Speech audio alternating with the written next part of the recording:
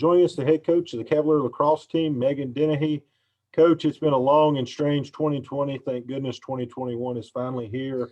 And your team opens up the season this weekend on the road at Lander. Thanks for taking a few moments out to talk to us about this year's team. Thanks for having me. Coach, you had 3 players on preseason All-SAC. I guess we'll start with that. Midfielder Caroline Earnshaw, we'll start with her. And then if you could delve a little bit deeper into the midfielders you have on this year's roster.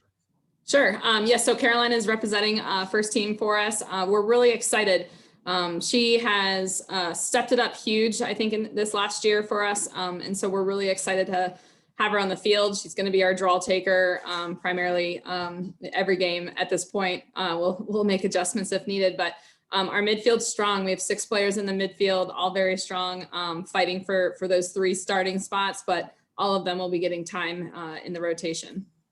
At attack, senior Jessie French likes to come back for a 5th season with the COVID rules. I know that has to make you happy. It makes me happy. She's an intern in sports information. Talk about Jessie on the field and off the field, leader and a quality player in person as well. I still remember the day that she called me saying that UNC was going to defer her enrollment. Definitely made COVID a little bit better knowing that we'd get French back on the field and off the field. I mean, she's been a great leader for us, a captain for 4 years now. And so we're super excited for her to be able to have a deserved last season on the field for us. Defender, the other preseason all-conference selection you had, Charlotte Hess, her and Frenchie's second team all-SAC selections there.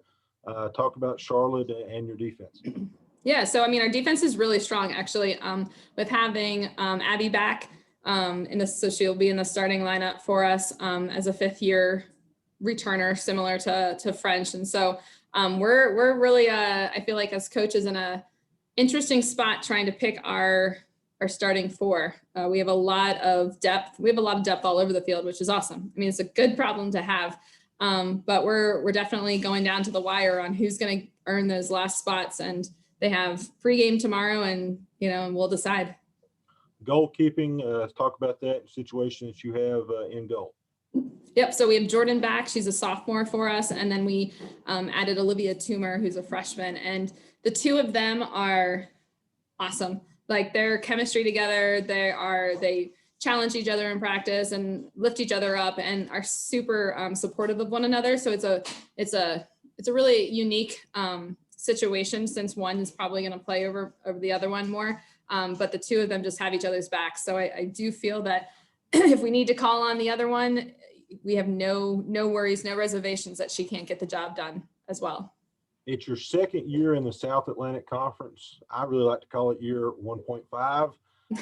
You really didn't get deep into it last year. I think you played 1 South Atlantic Conference game, picked 6th in the preseason poll.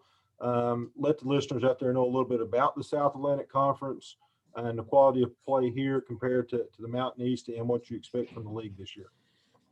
So sorry about that. It's my dog. So South Atlantic Conference is much stronger in lacrosse. So it will definitely be a challenge for us, but I think it's a challenge that we're ready for. We were doing very well in the Mountain East. We obviously won the last 2 conference championships. So it was natural. It was a natural progression for us to be moving into the South Atlantic Conference, to really just kind of start competing against better teams so that it pushes us into a position to now compete for nationals. And that's exactly what it'll do. I mean, we've got Queens in the conference who's preseason ranked 4, Limestone's now in. So that makes our conference even stronger, and they're ranked 13. So I believe that whoever's winning this conference tournament every year is going to get one of those spots in nationals. So that's a super awesome position to be in. Now, does it mean it's going to be easy? No. I think that our ranking is not bad. I think it should have been a little bit higher. I mean, at least over Lincoln Memorial, who we've never lost to, but that gives us a place to start. And our goal is to just finish better than that ranking. So we'll look to do that starting against Wingate. Coach, a trio of non-conference games starts this weekend with Lander. Talk a little about that schedule, how you came up with this non-conference schedule, and how you hope it prepares you for league play. Yeah, so obviously with the reduction of our game schedule, we had to kind of choose who we wanted to play. we got some tough games. Lander was going to be later in the season, but it had to be moved with fall sports being in the spring. So we're opening up with them. Don't know much about them. They were a brand new program last year. So they only got to play, I think it was 9 games before the season got canceled. So we've going to go in there and just give it our all. I think that the girls are excited to play. So I'm excited to get back on the field and just play against someone other than us. Yeah. Coach, if we're talking at the end of the season and you've had a successful year, what were the reasons why on the field you had a successful season? What do you think the key is for this team to be successful?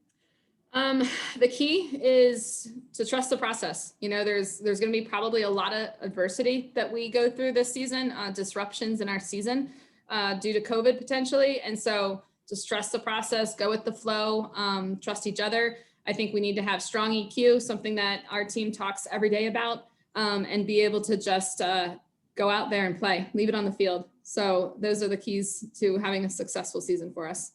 Coach, thank you for your time. We appreciate it. Good luck all season, especially this Saturday and season opener at Lander.